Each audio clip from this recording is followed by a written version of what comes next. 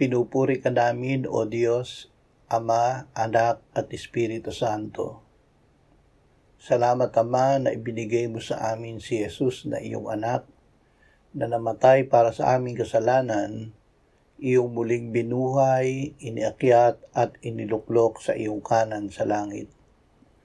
Salamat na ibinigay mo sa amin ang iyong banal na Espiritu, at sa pamamagitan niya ay ibinuhos mo ang iyong pag-ibig sa aming puso.